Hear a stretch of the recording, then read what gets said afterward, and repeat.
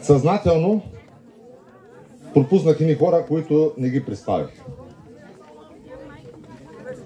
Искам да ви представя Петя Славова, преподавателка в Софийския университет.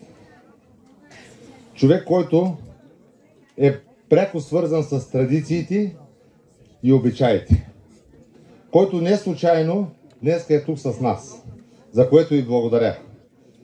И си мисля, че занапред ще има доста материал за действие. Ще дам думата. Аз исках само да я представя, а тя понеже дойде, така че я дам микрофона и със сигурност има какво да ви каже. Здравейте на всички! Много съм щастлива, че сме днес тук. И по личен повод, но и до някъде тъжна след всичко, което Младен каза за това, което се случва с пасторализма. Всъщност това, което той ни обясни е, че има такава линия в политиката, която се опитва да убие пасторализма. Аз наистина дълбоко не вярвам, че това ще се случи. И смятам, че това е някаква такава недомислица в нестабилното политическо време, в което живеем. Да се надяваме, че наистина оптимизма на господин Кокенски ще се окаже по-силен. Младене, продължавай да правиш това, което правиш. Много е важно, защото не просто поддържаш традиционни селскостопански практики като пасторализма. Дядо ми беше овчар и това е личният повод да съм тук. Но и също така произвеждаш автентична храна. Всички знаем, когато отидем в магазина, какво правим и как четем етикетите. Тук няма етикети, ма няма и нужда. Продължавай да правиш храна без етикети. Благодаря на Петя. Искам да поздравя и моите колеги, които се отзоваха на поканата ми и днес са заедно с нас. От дълго е много името, няма да го казвам, те се знаят. Веско, Коля, благодаря ви. Да благодаря на хората, които се отзоваха за сервирането. Скъпи гости, преди да предоставям микрофонът за пореден път на Гуна Иванова, има едни хора, които поне до вчера съм им черен пред очите. Надявам се, че днеска не съм. На които искам да благодаря. Искам да благодаря на Димитър Кръстев, не знам къде е по масите. Искам да благодаря на Митко Съпчев. Искам да благодаря и да ги поканя да дойдат те следващите при мен. Преслав Нунев, Кристиян Димитров, Браво, Топчо! Браво! Калоян Димитров,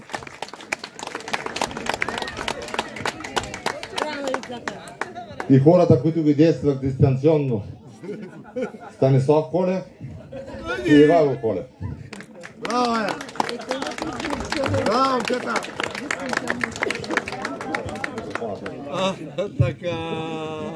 Така. Никога.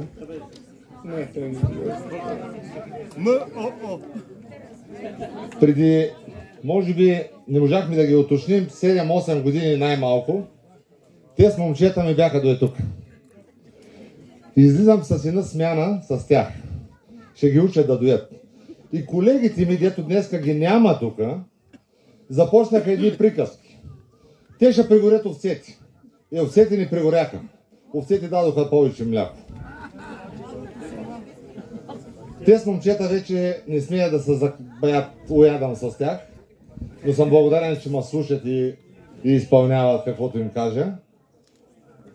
Благодарение на тях, в продължение на последните 7-8 години, Петровден се състои в този си вид. Момчета, благодаря ви. Знам,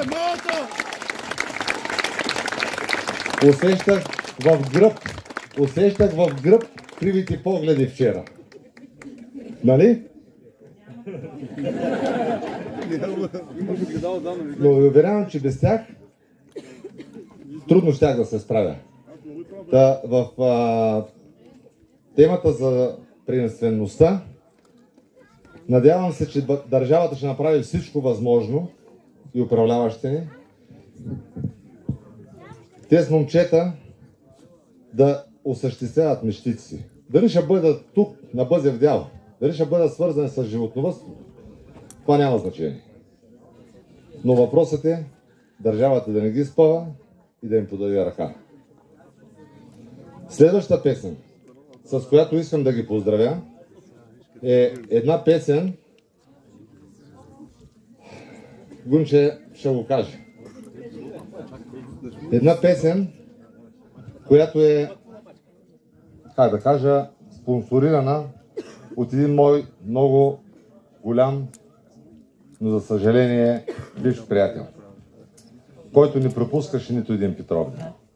Той вече не е сред нас, но съм сигурен, че е с нас и нагледа.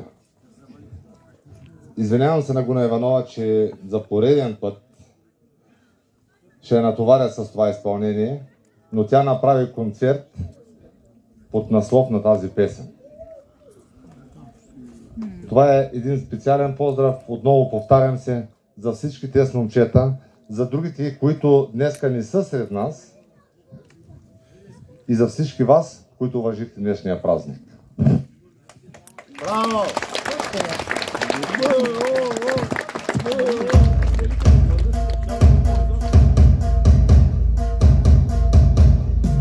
Мили момчета, приемете и моята благодарност и тази песен действително като поздрав за вас.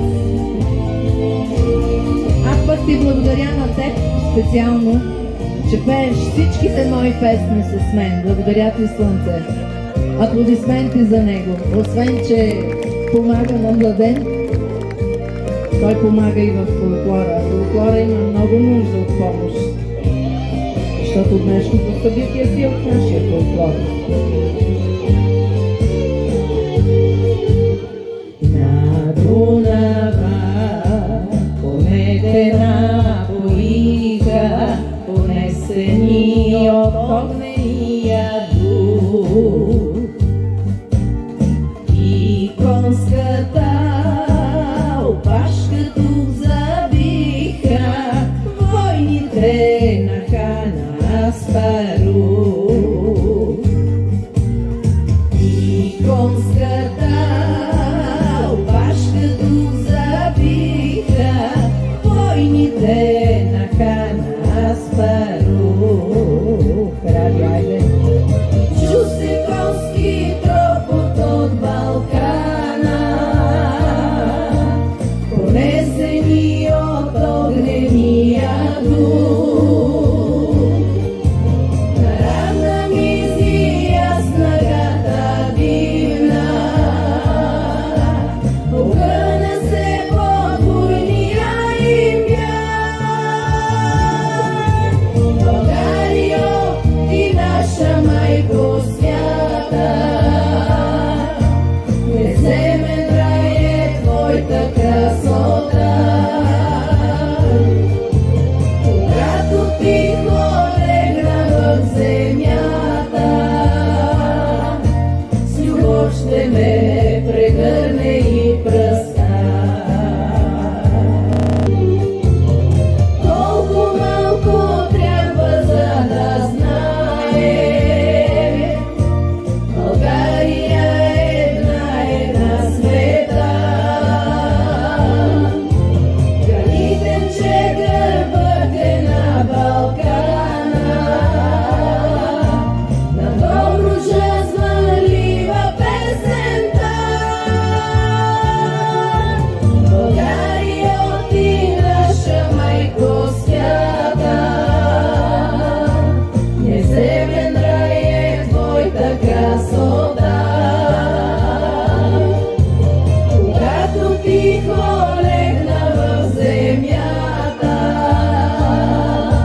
жребецът нек ни бъде песента. Жребецът нек ни бъде песента.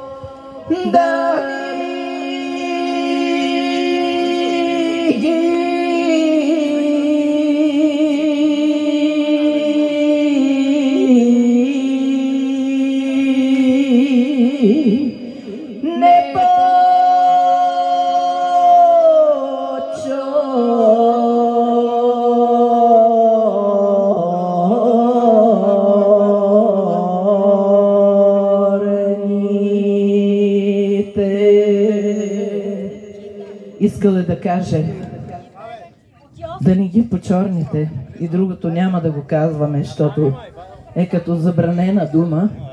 Ама искам да кажа, бе, запазете си традициите. Жените, не можахте ли да умесите на този момък по един кравай, бе? Мъжете, не можахте ли да го издействате този кравай, бе, хора? До година ги оплетете. Той заслужава много. Обичам ви.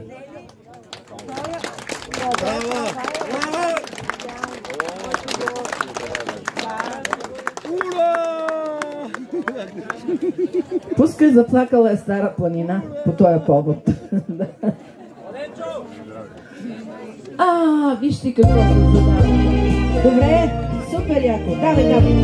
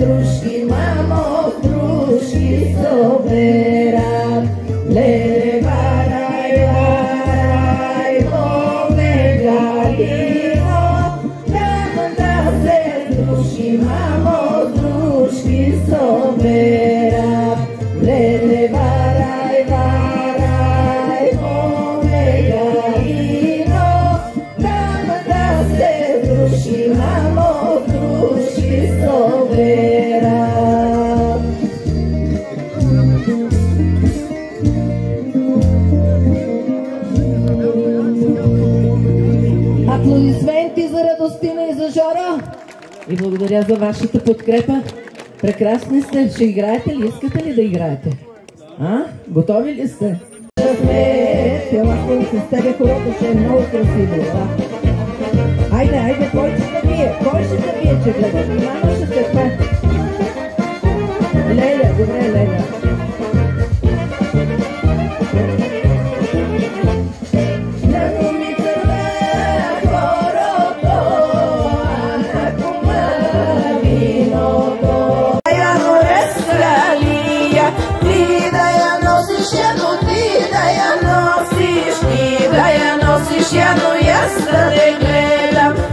Да те гледам, явно дали ти прилега.